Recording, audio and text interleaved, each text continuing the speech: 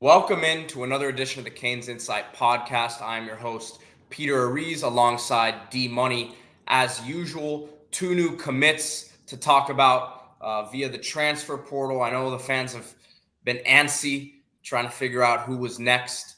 And I know there's more to come, D, but two really good ones here in Ajay Allen and Jadais Richard.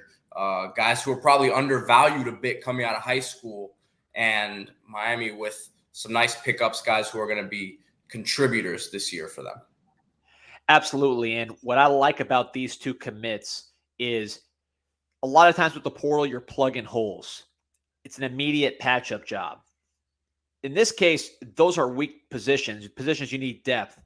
But at the same time, you are getting upside guys that still have development, that still have an ability to be impact players, to be developed in your system. These are guys that played 1 year of college football, played good competition, 10, SEC, and now need to take the next step in their development. Already shown productivity, but now still have room for more growth, which will happen at Miami as opposed to, a fifth-year guy who's coming in to just patch a hole. So that's what's exciting. They're almost like signees. Last year, Mario came in halfway through the year for his signing class, so he didn't have the full class. He sort of put it together at the last minute, speaking of the class of 2022. So these two guys are that age. So it's almost like you're plugging that class in with more volume. Difference being these guys have already proven themselves a little bit and produced at the college level and been developed for a year. So you start with the running back Ajay Allen out of Nebraska, originally from Louisiana. This is a guy who ran for 2,200 yards his senior year. Extremely productive, 5'10", 5'11", in that 190 range. Physically similar to Henry Parrish. I think he looks a little bigger body type. I think he gained more weight, but in that mold. But what you like about this guy is just the change of direction. Parrish has great moves too. This guy really can make you miss with very efficient cuts, hits the hole hard, has burst, was productive at Nebraska, over 5.8 yards a carry. Again, explosive when he played. Just as Big Ten play just was about to get started, he hurt his collarbone against Oklahoma.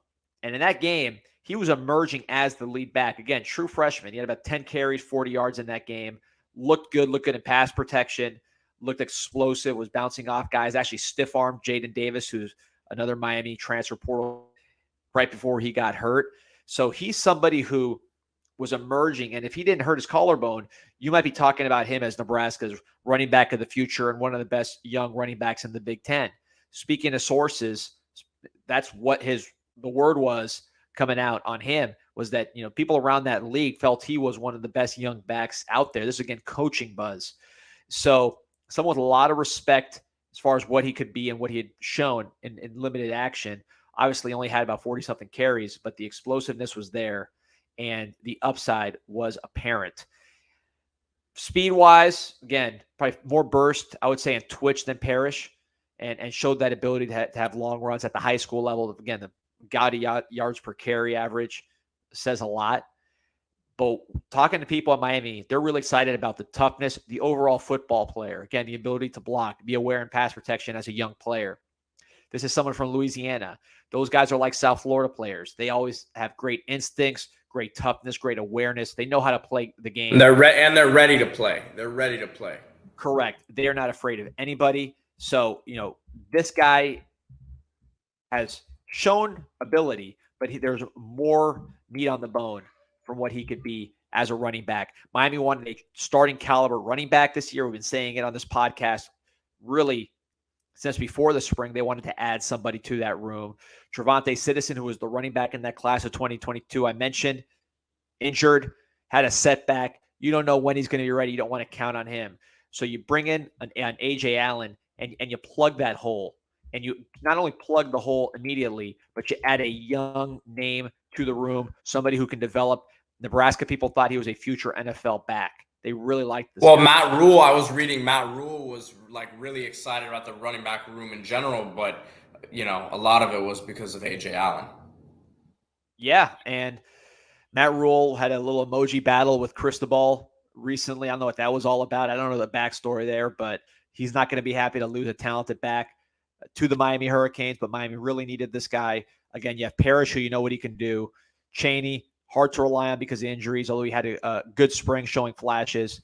Trevante Citizen, really can't rely on him because of the rehab schedule. Then you have 2 true freshmen, Mark Fletcher and Chris Johnson. So this guy fills that gap that Citizen left when he got hurt and got put out of commission with that class of 2022 back.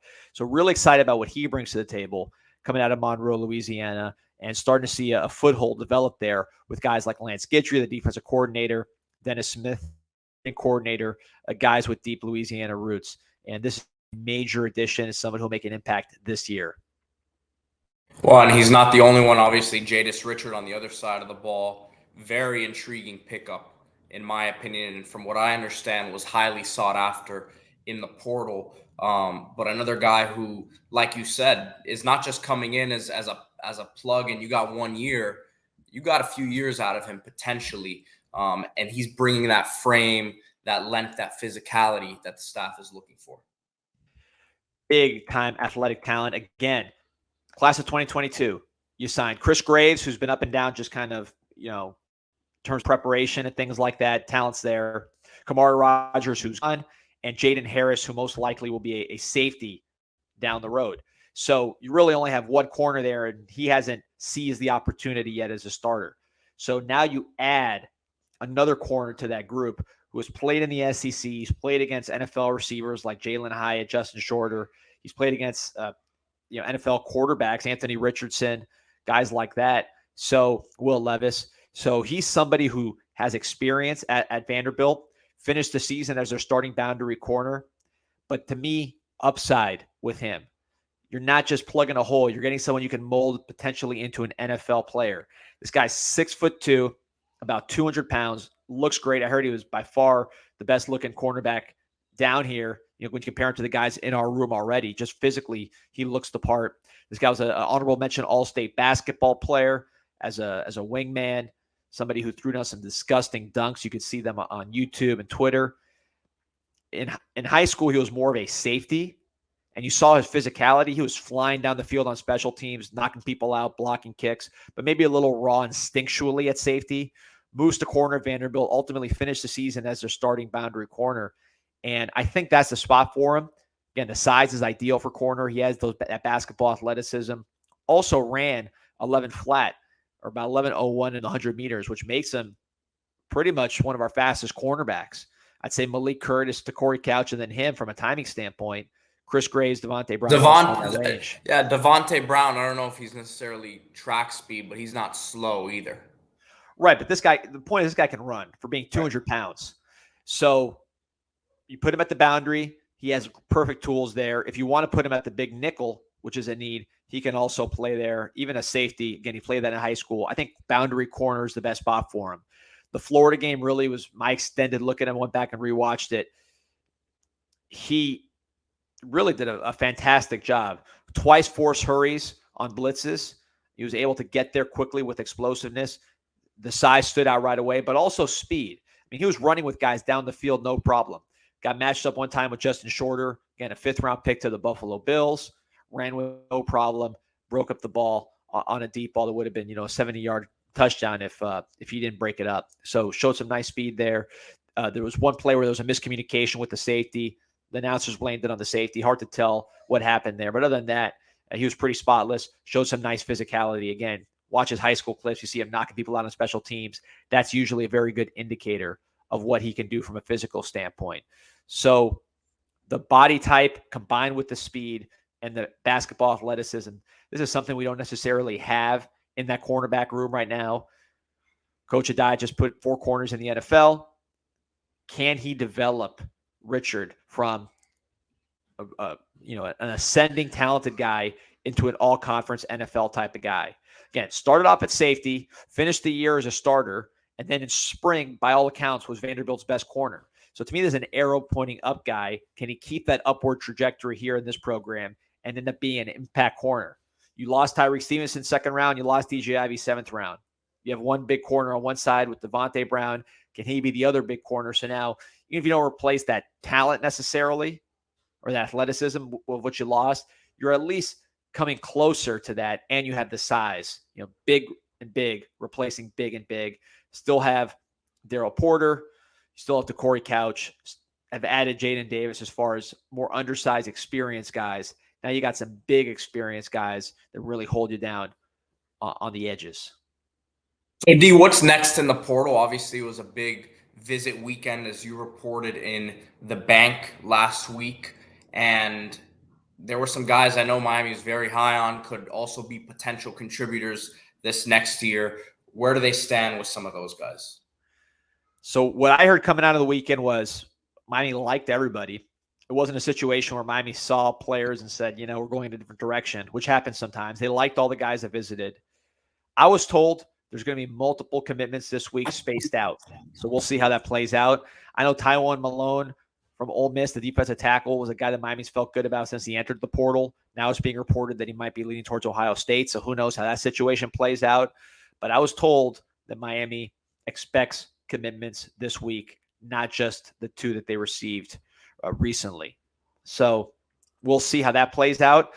I went through the portal shopping list on this podcast a couple weeks ago. Backup quarterback, they're still working there. Starting caliber running back, you could check that one off. Flanker to challenge Jacoby George, that's still up in the air. Is that going to be Shamar Kirk, who visited this past weekend, the junior college wide receiver who fits in that spot? And I saw him post "Do Not Disturb" last night. I hate that I'm back into reading these tweets and these Instagram posts, but if he's trying to get people to kind of stay away for a few days before he announces something, then maybe that's what that means. Yeah, we'll see. We'll see. I heard there is communication as far as from the coaching staff, and he's someone that Miami felt good about coming out of his visit. So potentially check that box. Backup interior offensive lineman, Miami had Amari Wiggins, the junior college center/guard from Coffeyville. They like him. He's still going to take visits potentially to LSU. Miami would like to add him because he has multiple years of eligibility. If not him, then perhaps Louis Cristobal from Georgia State. Of course, Mario Cristobal's nephew. Not as talented as Wiggins, not as much starting potential, but you'd fill that backup center spot. That's an area they still need to address. Again, defensive tackle. You had Kyvie Rose from Louisiana Tech visiting. Tywone Malone, we talked about him. They'd like to add someone there. You saw Jared Harrison Hunt, who's been rumored for a long time to potentially be exploring the portal. He just re-upped with the collective. I think that was posted right before we started recording. So he might be someone that sticks around. So you don't need to replace him necessarily, but you still want to add someone in that room. Linebacker, they take the right guy. They like Larry Nixon out of North Texas, who visited this past week. He had good things to say, but he still has visits coming up. Monitor that situation. And although Jadis Richard can play that big nickel, I would not be surprised if they still added another player who can play that role. So we'll see what happens. The portal is closed for undergraduate players, so that's still something to watch. The graduate portal never closes, so that continues. So we'll see how this whole thing plays out. But those are the positions that I'm looking for to finish off this class from a portal perspective. And it is that time of year where guys are graduating. So some of them may just say, you know what, I'm done here academically. I want to move on and do something football wise. So we'll see what happens, like you said there. Shifting away from the portal and recruiting, D, I wanted to talk a little bit about guys who maybe aren't getting talked about enough after spring practice, after the spring game. Everyone sees the flash plays out there. But I know you had the opportunity to really see a lot of what was going on throughout the rest of the spring.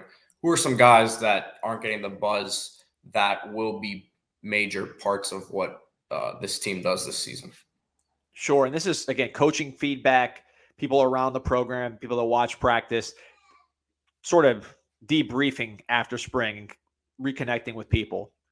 You still hear on the offensive line, Matthew McCoy. Now, he was hurt for most of spring, so it's not based on his spring performance, but just what he brings to the table physically, what he did last year. There's still a lot of love for Matthew McCoy. I saw him in the spring game. I saw him at practice. He's a good 1.5 inches taller than Zion Nelson and heavy. This is a former tight end. So there's a guy with a lot of size. I think more physical tools than people realize. As a former tight end who just kept growing and growing and growing. I think he's bigger than Miami might have projected when they first laid eyes on him because he looks every bit of 6'6", 300 plus pounds, well over 300 pounds. Can play tackle, maybe put him inside, even center potentially if he can learn it. That's going to be a huge boost to the offensive line they did not have in most of spring. On defense, I'm told that the staff absolutely loves Branson Dean, the defensive tackle from Purdue. He had a little bit of an injury, got his spring cut short, but at the time that he was healthy, and he'll be fine for camp and in the weight room, he has shown tremendous ability, great attitude. He's stronger, which usually from younger players, not these old, fully developed guys, but apparently he's gotten a lot stronger and put on weight while still maintaining his quickness. If you go by PFF, he was one of the top 5 most disruptive interior rushers in the country. Leonard Taylor, another guy on that list. Put those two together, you're going to get a lot of pressure inside, which if you're a quarterback, you do not want that quick straight line pressure coming from the top, from the interior. That's very hard to avoid. Can't step up and avoid that. They're coming right at you. So Branson Dean was specifically mentioned to me as, people knew he's solid. This guy could be a stud, according to the coaching staff, better than they thought. D, we'll wrap it up with this last thing here. I wanted to get to something that was all over social media over the weekend. Maryland spring game. Josh Gaddis is the new offensive coordinator up there, and head coach Mike Loxley wasn't too pleased with the early results of his offense out there. Yeah, it's you heard him say what it was like watching paint dry, which was pretty candid. But really, to me, when I think does that validate anything? Yeah. I mean, listen, it's so early, but does that validate anything of what we were experiencing last year? And kind of, when I say validate, I'm talking more towards Tyler Van Dyke's performance, right? And why there should still be optimism about him and him in this fit of this offense moving forward. So there is a lot that goes into an offense performing. It is the most synchronized group in sports, right? As far as all the parts need to be working together for it to succeed. A football offense, there's no freestyling. You got to do your job and you got to be on time. When it came to Gaddis, obviously there were personnel issues. We know the offensive line was not where it should have been, and that caused significant problems, particularly with how Mario and Gaddis wanted to play. When you have 6'1" guards and you have tremendous amount of injuries at that position, and you don't have the depth to make up for that, you have a lot of problems. So that was a personnel problem that Gaddis inherited.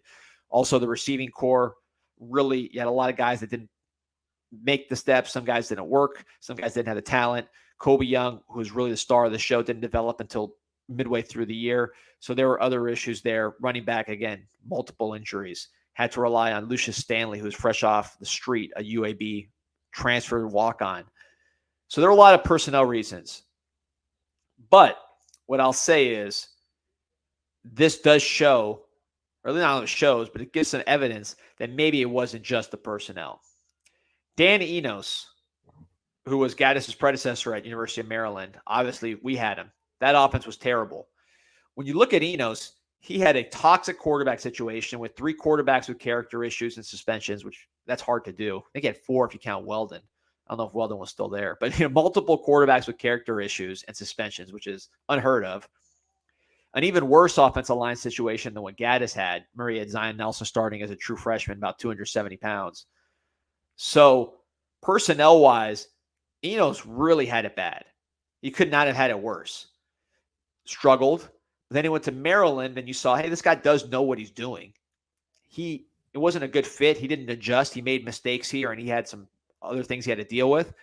But the guy is a real offensive coordinator. You give him decent enough players, he'll coordinate a good offense and had some success in Maryland, parlayed that into the Arkansas offensive coordinator job. Now you're seeing Gaddis very early, it's just spring, not necessarily having the same success. So that, to me, it's going to be an interesting comparison, Gaddis and Enos, to see, is this a situation where the personnel really caused the offense to struggle, or was Gaddis that bad that he held it back? You also had the factor, when I talk about last year's team, the word I use is dysfunction. Because maybe the jury's out on Gaddis, but these other guys can coach. There are Right. other good coaches that have had success on the staff, and even Gaddis has had success. They were not functioning as a unit, particularly when you had Gaddis and Ponce basically not speaking as the quarterback coach and the offensive coordinator. Ponce coming from that Scott Satterfield system, very unique system, ton of zone. Gaddis, much more power, gap scheme, Michigan, Harbaugh, all that, Alabama. So they were not paired philosophically, and then ultimately were not paired just from a personal standpoint. It just was a mismatch. Tyler Van Dyke and the other quarterbacks get caught in the middle. This year, we know the offensive coordinator and the quarterback coach are on the same page because it's the same guy. It's Dawson. So that's one area where I think you'll see a lot of improvement, just that sort of cohesion. But yeah, when when your coach is just hired you and he's on TV saying that watching your offense is like watching paint dry, not a good start for Josh Gaddis up in ominous. Some would say an ominous beginning. Yeah, not great up in Maryland. Hey D, before we go, shout out to Lonnie Walker last night on his performance, bringing the Lakers home to a 3-1 series lead against the Warriors. It's awesome to see his journey, obviously starting with the Spurs and then being in and out of the lineup with the Lakers to now looks like having a solidified role moving forward for them. So awesome to see him have that performance last night. Absolutely. Bruce Brown too tonight. I don't know if this podcast will come out. I guess the game already happened, but he'll be playing for Denver. James Jones, is he still at Phoenix in the personnel department? Yeah, he's the GM president over there, so he's calling the shots. So all three of those guys having some success here in the postseason, playing meaningful games with the final 8. So good to see. You get to see the Heat take care of business against the Knicks. Another 20 years of dominance upcoming in that rivalry. And don't forget to like and subscribe to the podcast. We're going to have lives coming out. If you like some of the lives that have been going on, we'll have those. You get a notification every time one of those pops if you subscribe. There's a lot of content basketball. You have the instant reaction pod to the Matthew Cleveland transfer. Check that out. Really diving into basketball coverage and daily content on Instagram, Canes.Insight. A couple more plugs. Underdog Fantasy. Want to put some basketball picks in. Over-unders on player performance. Promo code CIS. You get a free $100 from Underdog Fantasy. Again, promo code CIS. And if you want some of the Canes Insight gear, Canes Insight Shopify, it's all links in the bio here. It's on the website. Get yourself some hoodies. Get yourself a We Back hoodie if you're really excited about the new transfers. Maybe a Green Tree All-American shirt if you're not that confident in how they'll perform. But plenty of gear, plus the classic Canes Insight logo at the Canes Insight Shopify shop. We'll be back next week. Hopefully more portal commitments and things of that nature. Go Canes. Go Canes.